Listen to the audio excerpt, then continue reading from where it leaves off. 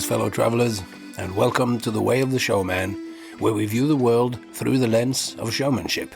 I am Captain Frodo, and I will be your host and your guide along the way. And before I forget, click subscribe. Wherever you get your podcast, click subscribe, and then enjoy every episode, because they are coming out a little bit intermittently.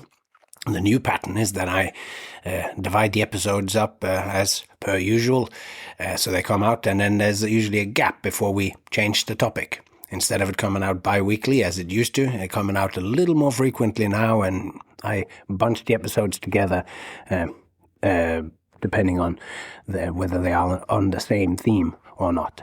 That is why there's only 1 week since we listened to the last episode where we talked to Clay Hillman.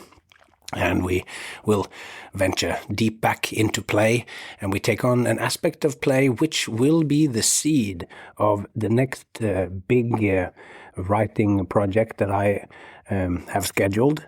Once I'm finished with my book, I will start writing on a new, perhaps it will also be a 30-part thing like the showmanship and play. Who knows? These parts are the deepest dives and the biggest development of my thinking that has happened to this date. And the next topic is the shaman and the showman. And the shaman, as we all know, dives deep into the religious territories. And that is what Clay Hillman and I will do again today, talking about Casey Bonkers and also a little bit about Jesus.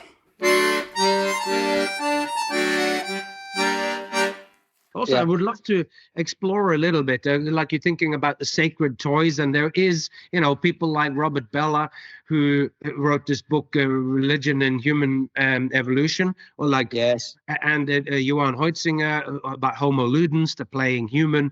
They both take play very seriously, and Robert Bellah in his book, who's specifically about religion, he plays, he puts play as the kind of axis or the what religiosity pivots on, and or so. And you, having been 4 years at the seminary and 7 years as a minister, what are your thoughts on the overlap between the serious play, and I mean that with all the greatest respect of no, I didn't really put it together until much later, and I don't know who I was listening to.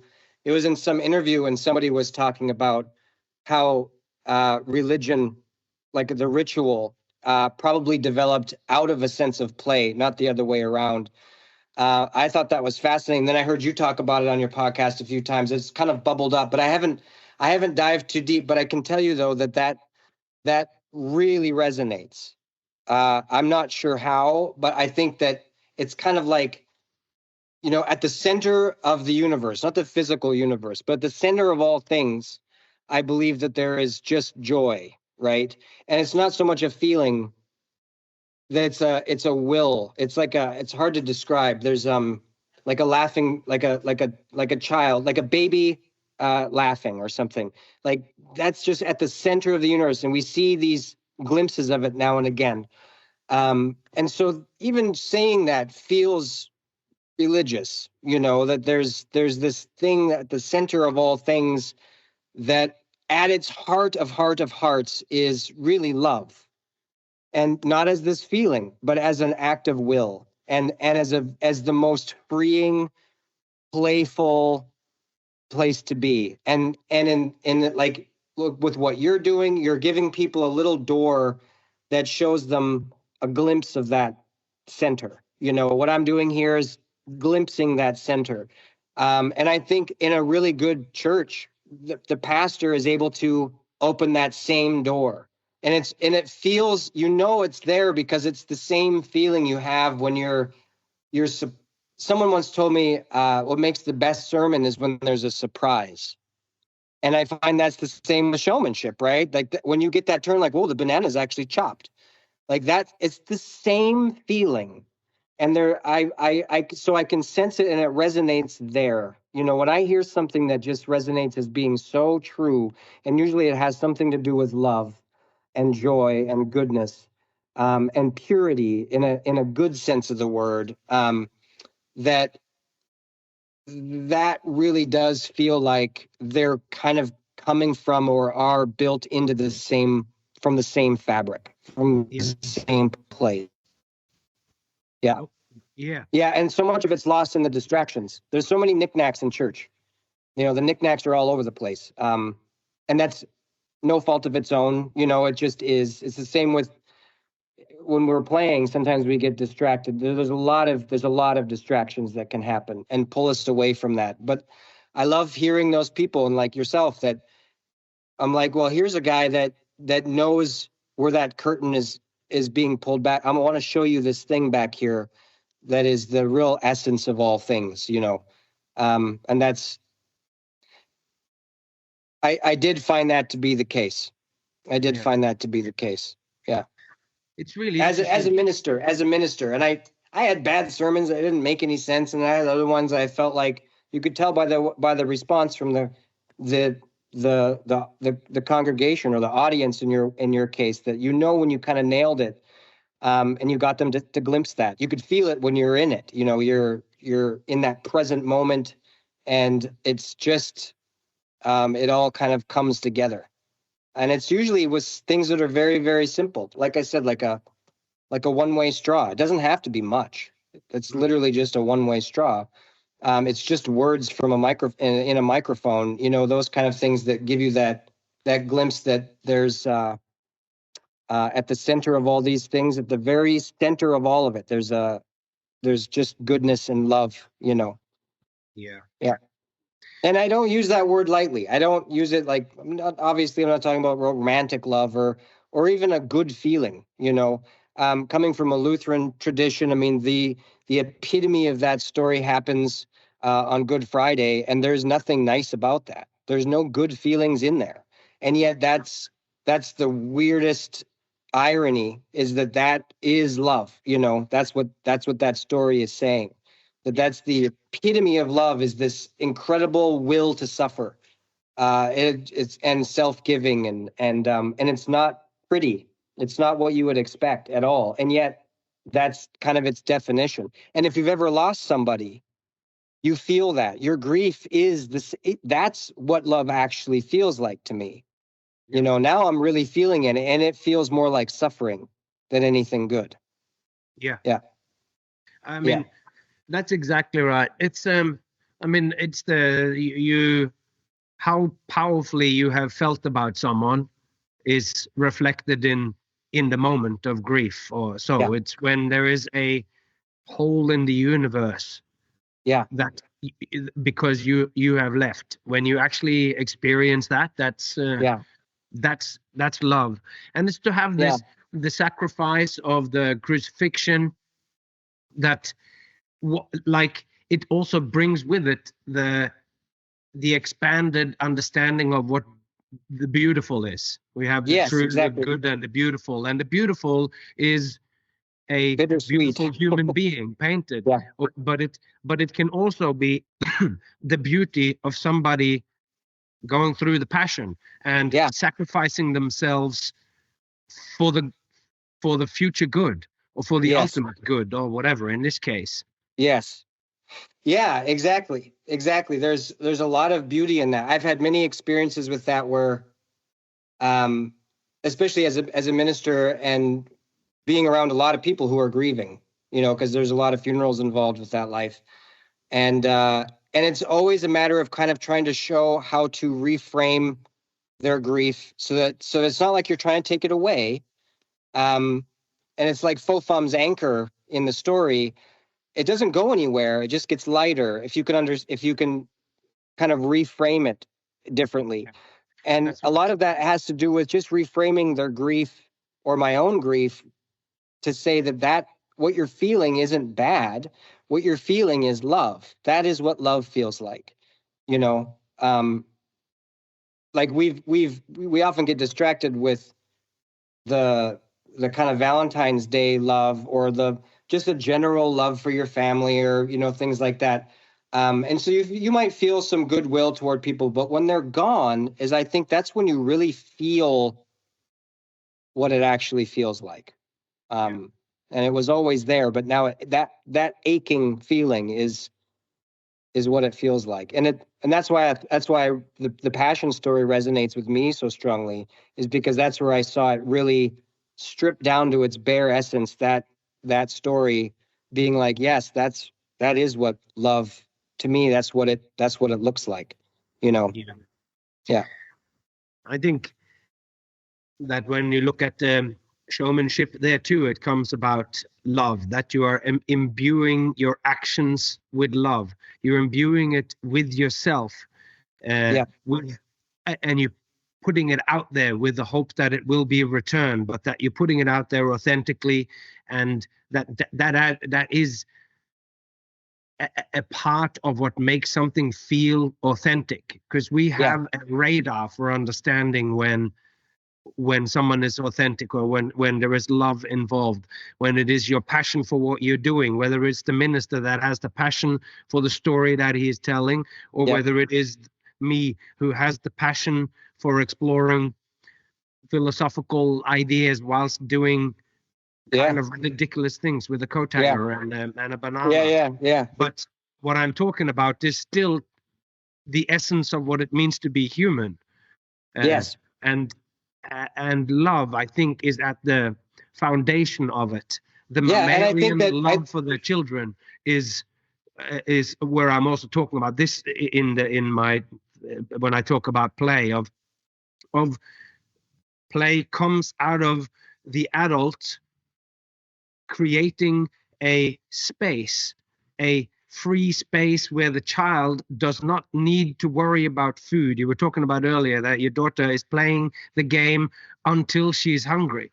And she doesn't have to go out and plan where to do it. And we're creating this little space where you can be most human, most free, because you don't need to worry about the more animal things of making sure you have shelter, make sure you are safe from predators, make sure that you're hungry and not hungry, and where does water come from. You place them into this space where they can just be human. And when you let children do that, they go into... It's the Garden of Eden. That's the Garden of Eden, you know. Yeah. That space. That's right. Yeah. And I mean, religion and everything are, of course, multidimensional. So it is many things at the same time. And that is not actually a paradox. It's not a problem that you need to deal with. It is all of those things. So the religion has the historical elements of it. But there too, I find when people...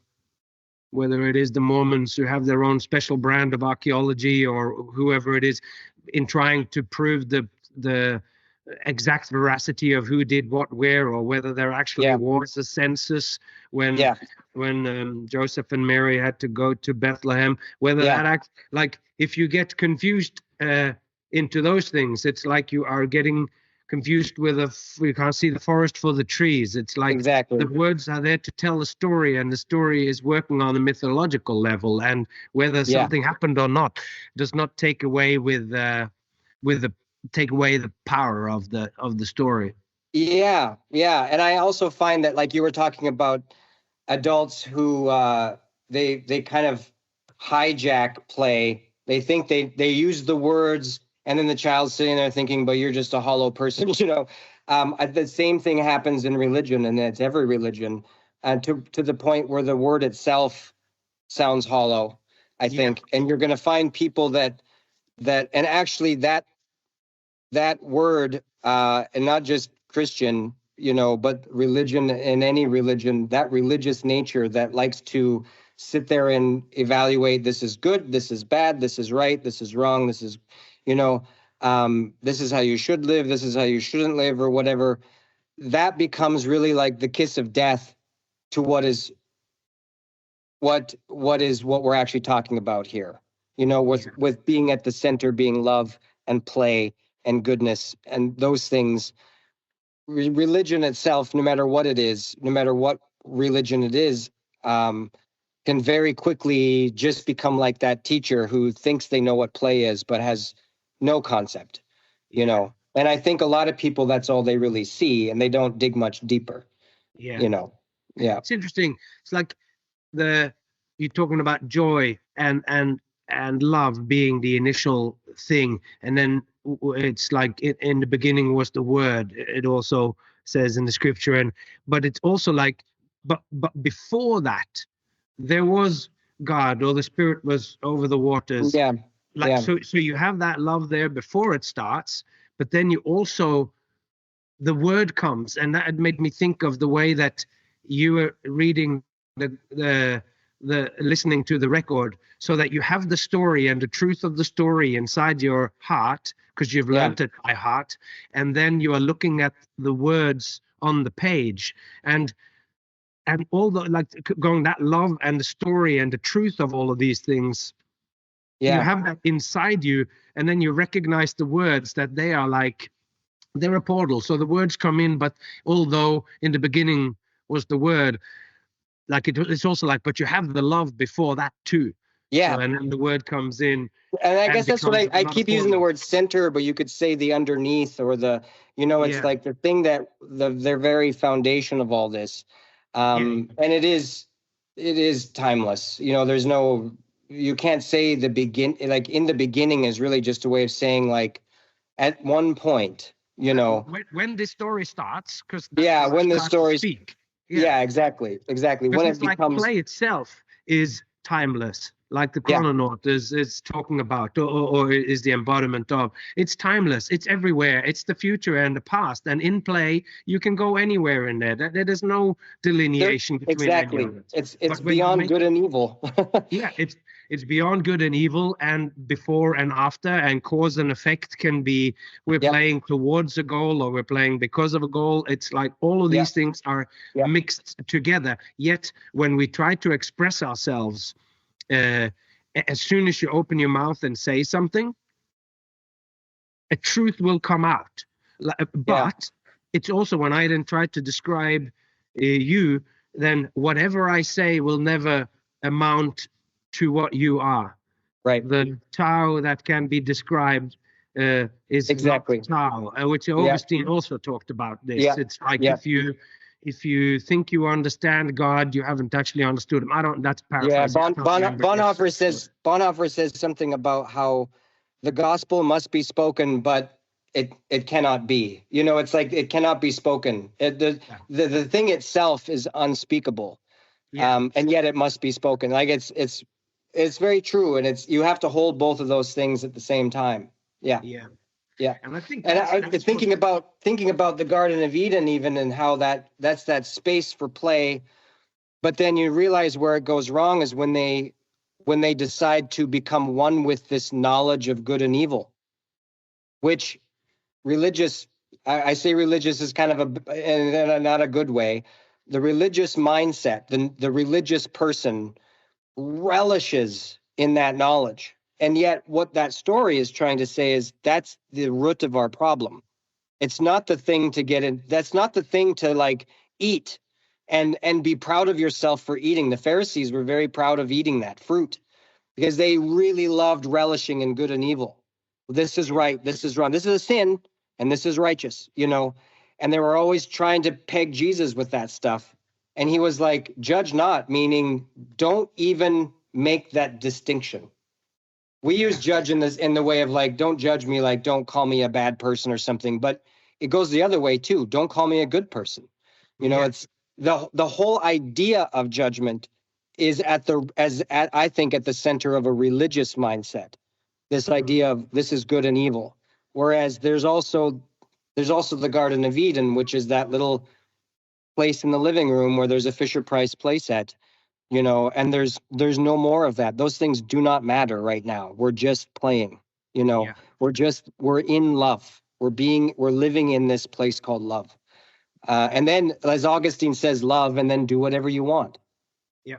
And that's kind of coming to that same conclusion, Yeah. And it's like, because if you use the religious mindset as that kind of, it's almost the confusion of the letters in the book from the story in your heart. Yeah. Where you're going, no, the letters say these. And then it's easy to go, well, it claims that the bat is a bird. And that is an easy mistake to make. But that's not exactly what they mean here. They're talking about something else, about how it moves through the air, and they're categorizing it as something, and you're going, yeah, that's true. So if you get hung up on because when you get hung up on anything with the letter, then it just becomes it becomes so complicated, and to make because now you've introduced logic. You've introduced right and wrong, and right and wrong ways to think, right and wrong ways to believe, which you know the Catholic Church pursued that for quite a while of heretical thinking, and I mean it still goes on now in the proliferation of churches of what can or can't be. Yet I can't help but feel that Jesus stands there in all these stories as a playful human being that is that's taking in from all sides, and that keep turning the other cheek to whether they're prostitutes or they're thieves or they're whatever it is that they because are. It doesn't matter, or the rich men or poor men. Exactly. It didn't. None of those things made any difference. You know, they did none of them. And in the end of the story, nobody stood up for him. You know, so it's like he's left on his own. So, and that's also a very powerful message, that we're all convicted of the fact that we're all wrong. You know, and until we can get away from that mindset of deciding, it's not like, am I right or am I wrong? It's like the fact that you're even splitting that into two pieces. That whole mindset is the religious mindset. And that's what actually, that's what attracts me to that story and him as a person the most, is that what I just don't know how anybody can read through the Gospels and not see that he was trying to do away with, or he was basically saying, not just the Jewish religion, and not trying to found a new religion. He's trying to say all of this religious mindset is the way to death, and the way to life is over here. And that made everybody mad, and it still does. It still does, because you can't. That's part of the reason I retired only after 7 years. I was like, eventually they're going to start understanding what I'm actually saying here. Eventually they're going to listen to what I'm actually saying, and I won't have a choice but to leave. But you can take that sensibility with you, and I think you have, in treating stories seriously and taking the implications of it. And of course, I think in something like the Genesis or whatever, these stories that have been told literally for thousands of years before they were even written down, but that you are left with these sparse stories. In the beginning was heaven and earth, and the descriptions of these things are filled with so much wisdom, because you're left with just the bare bones. And like your story, it has all sorts of rich details that goes in every direction all the while, like the 10,000 things that you can grab onto. Maybe unicorns at the sanctuary for unicorns, and it's like, but it's just being spoken as a matter of fact, but it's but it also as a truth. It's like, this is just a truth within this universe. But that's not what we're talking about. We're talking about this story, and and there is a truth in that. Then, like, it's like there is baby unicorns. We call it the pure, the holy, those things do exist. So I guess baby unicorns do too. You know, it's like they become kind of the same thing. We're talking about the same thing, so why not? That's like you said, that's what analogy kind of is. You're just layering these things. You know, this is a map on top of another thing. The characters being embodiments of like ways of playing. And these are not ways that you have to be locked into either. You know, I moved through all of them, really, and that's really kind of the character, I guess, of Casey Bonker himself. Is like in the cards, the way we've done the art, I had this local artist do the cards, and they're just exquisite. I wanted them to look mythical. You know, I wanted them to look kind of like a little bit like images you'd see on like a Greek pottery. You know, those ancient like, so it looks kind of ancient and mythical, but still modern. And because they are more like archetypes and like it's a pantheon. It's not just crew members. I forget where I was going with all of that now. I got sidetracked by the art, the stars. Yes, the Casey Bunker, in the art, you'll see these little stars on the characters because they're constellations, which is also very Greek, you know. And then on Casey Bunker's card, he's kind of walking down this rainbow road and looking up, and there's all those constellations in the sky.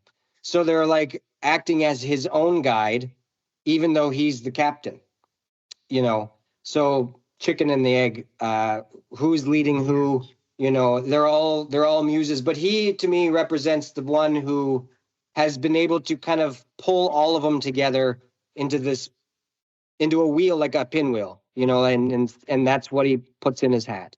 Yeah. Interesting is when you talk for 30 episodes like I did about play. The 30 episodes don't get to the heart of play. I say all those things and I hope that you can see play through it. And every time when I make, oh, well, this is so-and-so and this person says that. But the way that you have told it is, I say it with love. It's what's going on then in the stories in the Bible as well. It's where the images are told through characters in the story. Yes. And that is, in a sense, then the most alive way that those truths can be told, because the person in the story, Casey Bonkers or the Chrononaut, they are like people are, and we know what people are, and in a mythical kind of story, you don't have to say very much about them before you start to already imagine all the different things. And of course, we only say a little, but the things that we say are characteristics of it. And then you can imagine that, of course, in another story, when something else happened there, that person would act something differently or so. Whilst when you're writing an essay, you kind of go, here's the truth. And then every time when I'm writing anything, especially if it's like I'm saying, oh, when you perform, you should do X, Y, and Z.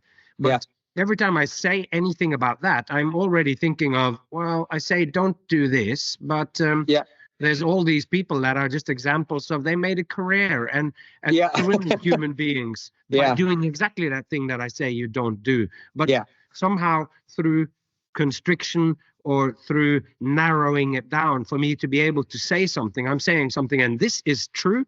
100% true. And when you hear it, you will know it is true, but you will also maybe at the same time know that this is not true because I know that it is. But that's also what's going on if you're holding a sermon, when you're saying one thing and you go like, this is how this person acted in this story. And then you know that to be true, even if you fail to act like that yourself, but you can keep these characters in your mind as a greater version of yourself. Or as I love the fact that Jesus himself told these parables, and it's kind of what I always point to when people ask about taking the Bible literally and things like that, because like, well, Jesus himself, do you really think there was a prodigal son? Was that a real person? Or do you think Jesus made that up as a story? If he made it up as a story, then why did he just say once there was a man, blah blah blah? Is he lying? Was there this man? What do you think, you know? Or so even Jesus was allowed to like be in that realm, that, and he knew that that's probably the best way to get these things across. Whether or not those people actually existed didn't matter. But the story is true. Those two things can be those two things can both be true. Like, was there a Good Samaritan? I don't think that story actually happened. But it doesn't matter. The story is true, you know. But in a sense, the story is true because that story happened again and again and again. And it is happening today somewhere just outside this window. That is happening. So it's it's like a perennial truth. We encounter it everywhere. And by telling the story about the Good Samaritan, you become aware of this pattern of behavior. And you listen to it. And if you're listening the right way, you know, this is an important thing to keep in mind. The other thing that those parables, like there's certain parables that were not take example of the Good Samaritan is not so much a story that most of the time we hear it and we think, well, you should be nice to people that are in the ditch, that don't have any clothes and they're beat up, and you should just stop and help them out. But if you look at, like, I'm gonna take a little aside here, because this is a very fascinating example of this, of the truth of this story and how it unveils itself. In the you probably know that back then the Samaritans were the enemies of the Jews. The Jews had a saying that the only good Samaritan is a dead one. Yeah. So when the lawyer asked, well, who's my neighbor? And he tells, this is the story he tells in response to that question. And if he gets to the end and he says, well, who was neighbor Lee? And then the lawyer can't even bring himself to say Samaritan. He says the one who helped him. But if you look at all of that, then the original listeners would be hearing the priest walking by as a good thing. They shouldn't be touching dead people. He doesn't know if he's a Jew. He doesn't know who he is because he can't speak. He's got no clothes. We don't know who this is. The priest did the right thing in their minds. That's the right thing to do. The Levite would have seen the priest do this up ahead. I'm not going to override my superior, so I'm going to do the same thing. I'm going to walk around and not touch him. The people listening to Jesus tell this would have been like, finally, he's got something right. This is how you're supposed to act. And then this dummy comes along and, like an idiot, pulls him out of the ditch, puts him on his mule, takes him to the inn, does all these nice things to him. So what Jesus is doing is he's flipping that whole thing on them and saying, we often want to put ourselves in the story as the Samaritan. We're not allowed to. That's why he uses that character. The original listeners would never have allowed themselves to be equated with that person. That's not who you... And you're not the robbers, and we don't have the audacity to think that we're a priest or a Levite. So who does that leave us? We are the person in the ditch. And so when he says, who is my neighbor? The question he throws back at him is, he says, if you're in the ditch, completely helpless and half dead, who do you want helping you? Anybody. It doesn't matter if it's a Samaritan. It doesn't matter who it is. The person that stops and helps you, that's your neighbor. The person that you would want to pull you out of the ditch. Your worst enemy, doesn't matter. Would you want him to pull? Sure you would. So that's your neighbor. Yeah. Wow. And that makes the story way, way, way deeper, and also a much better reason for them to kill him. This is a guy that's got to go. This is much too dangerous of a message. We can... If in a modern sermon, if I was giving that, there's a lot of examples of who I could say as the Samaritans are in our minds. But if we were naked in a ditch, half unconscious, would we want them to pull us out and give us a ride home? Sure we would. And so that is exactly who our neighbor is that we're supposed to love, And that really opens the question up in a very... See, he's not going with right and wrong anymore. It's not about good and bad. He's piercing the veil in a sense. He's just going, like we talk to kids and we go, oh, kids are so easy. They hardly know what's real and what's not. But within the game, when kids are young and I come in and I butt into the game and I take on the role of this thing, and they might often go, it's not real. It's just part of the game. Yeah. And then they go back into the game to just inform you of what, and the kids know what's real and what's not. And even though in the game we might be angry with each other, what the real thing is when you strip away all the imagined stuff. Exactly. Which is what was the difference then in the story between the Jews and the Samaritans. They're all cathedrals built of imagination, of thoughts, of feelings that they have towards history and everything. But in that moment, you strip it back down just to the reality of biology and human. And really, like you said, pulling aside the veil in that story is really like, here is also showing us this is the world of play and this is the world of love now. We don't have those same rules here anymore. This is the kingdom of heaven. This is what this looks like. The kingdom of the sky or the kingdom of the air is actually how that should be translated. Heaven being just sky. That's all that means. If we think of like angels on clouds, but that's all he's saying is like, this is the kingdom of the air. This is what it looks like. There's not, those things don't apply anymore, all that history and the reason why you don't like somebody and all that stuff. It's not there. And actually, it's funny, as a minister, as I had the many times I would know somebody's, I don't know what they did that was terrible. They ripped somebody off, or they would vote differently than me, and I got strong opinions, and they got strong opinions, and then all of a sudden their kid's in a car accident and he's at the hospital. All that stuff goes away. None of that matters anymore. None of it, and it never actually did. And that's the truth of it.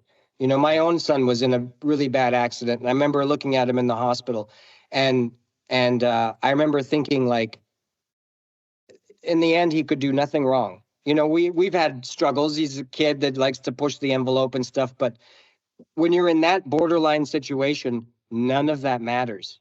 And I love the idea of thinking, why, you know, the whole idea of the gospel, or any true sense of spirituality, is to live looking at people that way all the time, if you can, or practice that as much as you can. If this person was on the side of the road, would you help them? Of course you would. Then treat them that way now.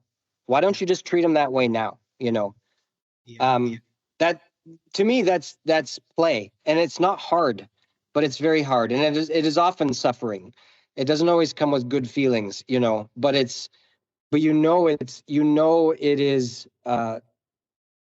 the truest form of being.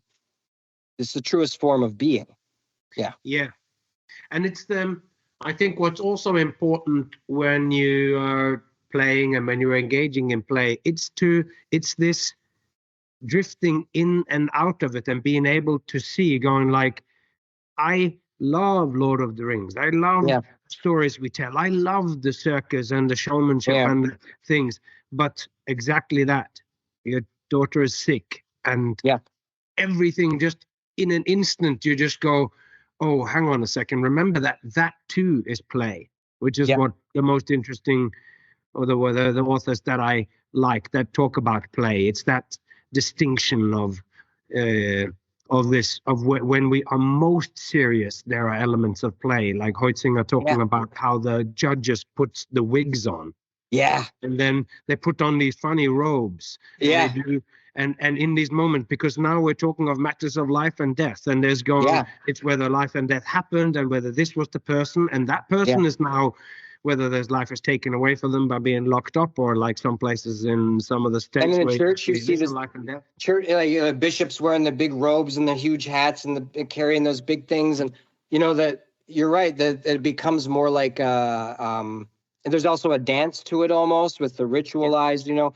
So the whole thing, it is funny that you, I think that's why I'm so I got to read this person you're talking about, because that has been so engaged. It just really resonates that at those moments, like you said, the borderline situations of life and death is when we are actually feel the most inclined to put on to another realm, you know, like you said, dress up, do a dance, sing some songs. Yeah. And these are when it's interesting too, of course, as a minister or as a priest, you are called upon in the moments that are, because you mentioned grief, but it is also the joy, the celebration of a child born, or a wedding of a person becoming an adult, being marked with a confirmation, or whatever elements of and those rituals are in our secular world being so much pulled away. And as much as you have KC Bunkers and Punky Steamer, I have the Showman's Guild. There's only one example of it in my feed of a story of the day we killed. It's called The Murder of Mystery, and it's a 10-minute story. But I have novels written and novellas written.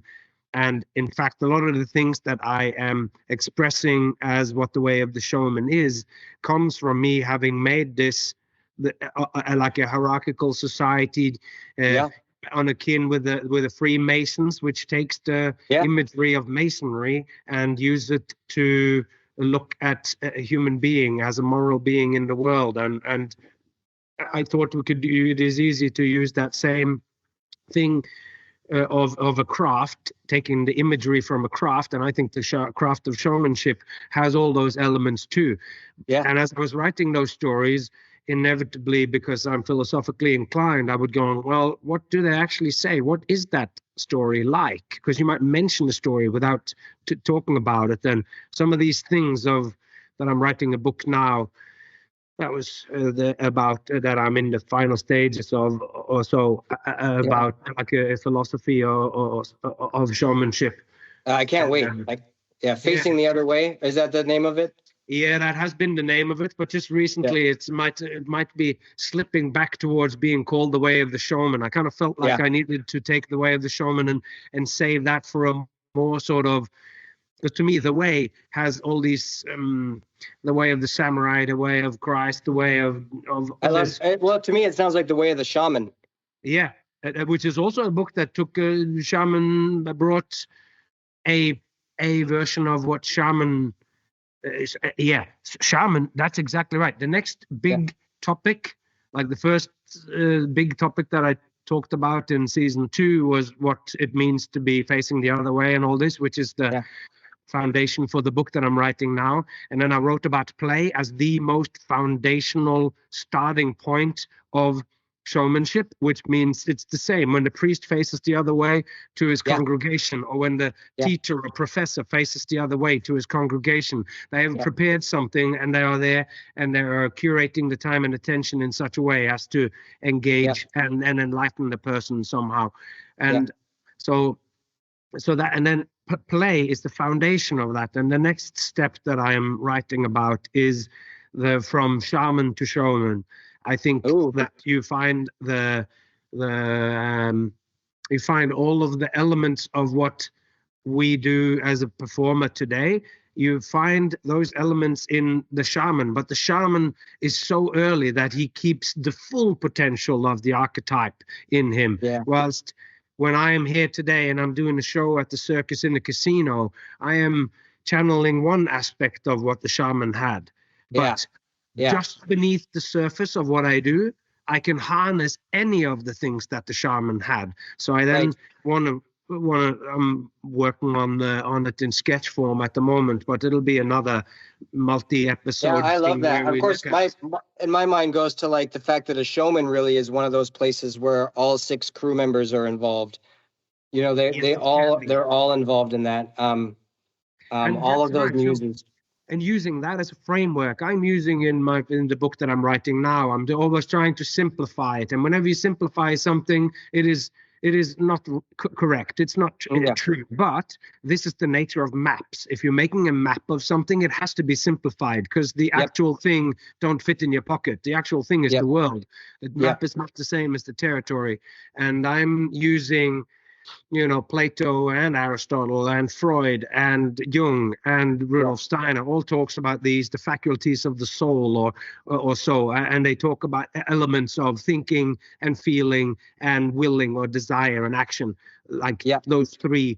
So I try to boil it down to this kind of map, but it's the same with the 6 archetypes of play that you've highlighted in your story, because then you can go through any circus act that I'm doing, any show that I'm doing, and I can then try, like when you want to make it better, you can see which dimension is it that's covered. Have I got enough of the feeling and what that means? Or like, have we touched on what the chrononaut is doing, or the goggle jockey in this act? And when you're trying to make something into not just being a one-dimensional or two-dimensional representation of something, but to be a fully three-dimensional archetypal living thing, then it needs to have all of these elements in it. So using the 6 characters that you have, or the 3 faculties of soul that I'm focusing on, it's just to give you a map of a territory, which is the map of what it means to be a human being.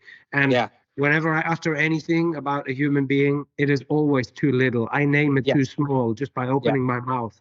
But we have to, that's where it starts. Yeah, exactly. And there's certain some ways of simplifying are better than others. If you simplify, like you could look at we've been talking about Christianity, but like you could look at the symbol of the cross as being it's 2 sticks. But But like those shoes, like Van Gogh's shoes or like that wooden sword, it's pulling in this entire world. I love the last paragraph. Have you ever read The Grapes of Wrath by John Steinbeck? Yes, I have, yeah. It comes down to the very last paragraph. He paints this image of a very, very simple scene that explains the entire book on every level. It's just this really simple scene of this poor woman taking this man who's dying. And they're both poor. She's lost a baby. They're sitting in a barn, and she takes his head and she puts it in his lap and she puts it up to her nipple. She puts his head up to her nipple, and that's the end of the story. It's the simplest thing ever. And it's just mind-blowing how much he can suck into that image. No pun intended. Yeah. You know, so like some of those images, like I do love symbology, like when you simplify, like you say, you're already losing things. But also if it's done in that way, if it's done like these are symbols, every time you use that symbol, you're not just saying that simple 2 sticks, you know, or those shoes. You're talking about this entire world. I mean, that's all language is. Yeah. Every time you use a word, you're sucking in entire worlds into that, you know. It's where the vertical from earth to sky meets the horizontal, the 2 planes meeting, our world and the world that strives upwards and that has a up and a down. And I mean, that's it though. This is what play, I think, is the invitation to. It's to see the world as infinite potential, and that it's to see in the very simple things. And that's why those 6 simple shapes that you talk about in the beginning, from such simple things an entire universe can grow. And my book is based on my poem, the manifesto, Illuminated Showman's Manifesto, and in there he goes on, when a showman performs on a market square, he creates a universe. And that we are in a very limited place. On the market square is the archetypal place of where you would see the showman and the people are gathered around him, and he creates a universe, and in that universe anything can happen. All the stories, the physics are different. Everything's different. The way you think, the way you talk, everything becomes it's like, or the philosopher seeing it in a grain of sand or in a marble. I listened to your epic poem last night, moved to tears. It was just exquisite. The one about the clown and his daughter, and I actually had some ideas about that. We don't have to talk about that here, but a way of, I heard that as kind of almost like the first half of the story that I wrote. Oh, great. And there was like 4 different ways. There's 4 places that you'd blend them, and it becomes one big story. And I don't know. We don't have to talk about that here because that could be a whole other conversation. It'd be kind of fun. We've gone for a long time, and I'm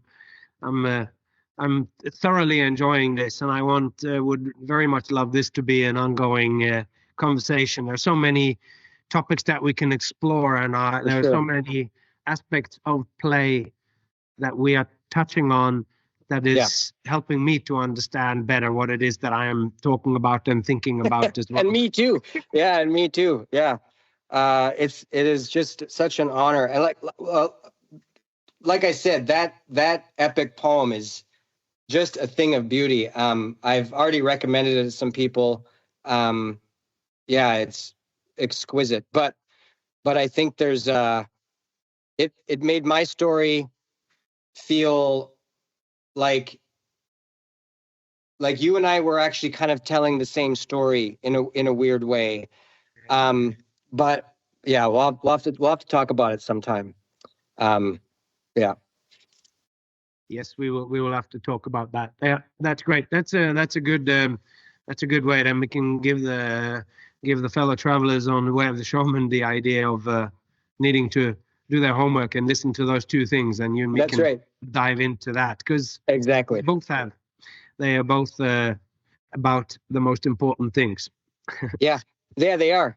They are. And it was almost like they were two sides of the same coin or something. I've got some notes, so we'll have to go over it sometime with you, because just be curious to hear your thoughts on that. I was just so moved by it. And it's funny how I'm sure you were too, that you, even though you wrote it, like, but listening back to it for yourself, were you not moved by your own story?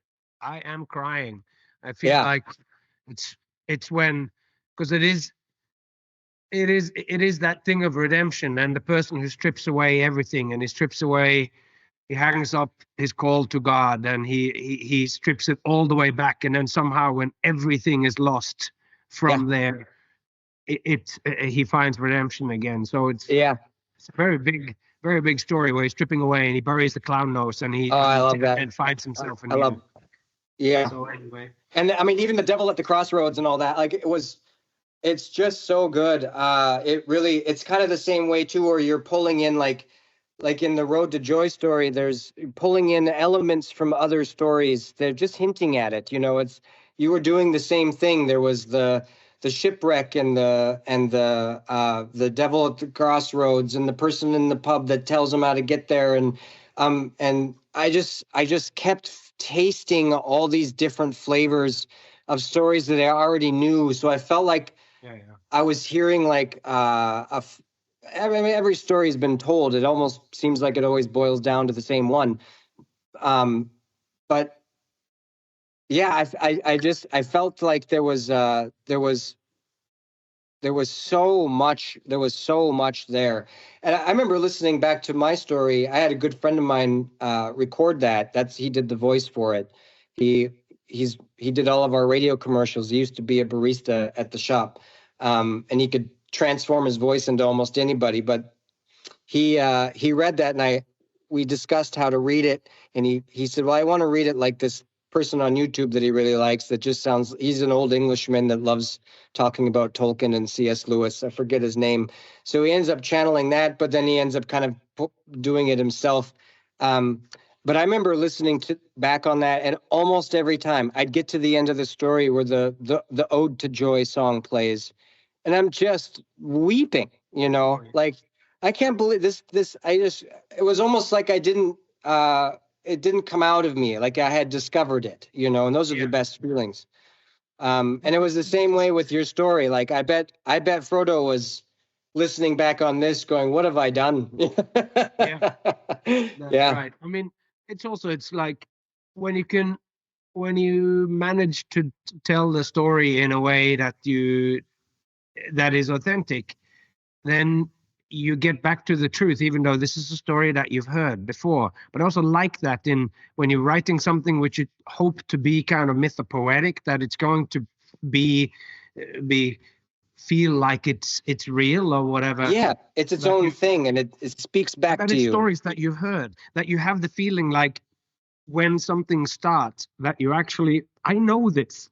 Yep. Whether it is maybe you haven't actually heard it quite like that or whatever, but you have these images also in the beginning where there's the talk of Noah's Ark, how that goes as this sort of story that he is lying in the shipwreck and is distraught, like, send me an ark. Why don't you send an ark for me now? And then she's got the Noah's Ark around her neck, and then we sort of forget about that until right towards the very end. Yeah, no, that's when the ark comes back or whatever. That maybe he had sent an ark, like that story where I can't remember if that is a rabbi. Oh, yeah, I sent you a helicopter, and I sent you a boat, and I sent you, exactly.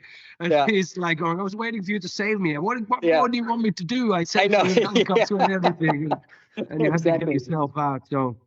Anyway, no, that's a pleasure. It's such a pleasure. Yeah, I can't wait to hear those other ones. I know you made mention of some other. I think you've got a couple others on your podcast that you've recorded. Yeah, a couple other short stories. Another poem that's a little more abstract because it's kind of a creation story. It's called "The Way in the Universe," which is kind of the aeons of going through the aeons of time, using the language of circus or performance to kind of make a kind of creation story or so.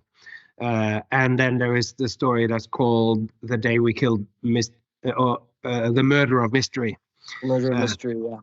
Yeah, and both of those are stories. One is about 20 minutes or half an hour, and the other one is just a 10-minute story. But they both kind of show different aspects of dealing in story-wise. And I have more stories written that I have wondered how I would bring them in. I have thought, because I made the Clown and the New World, the epic poem, that was episode 100. And then I did something like this also on the episode 21, where I talk about the showmanship, as that's what Captain Frodo. He's the captain of the most famous ship of all time, the most influential ship of all time, the showmanship. So I use that metaphor of and so that whole episode, and I think that is episode 21. The captain of the showmanship or something, and it uses the imagery of that both to talk about the. Funny how ships are so handy to use as imagery, right?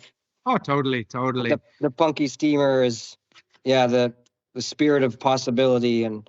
That's right. And Jesus was a sailor when he walks across the ocean. Yes, as Leonard Cohen says. Yeah, I love that. Yeah.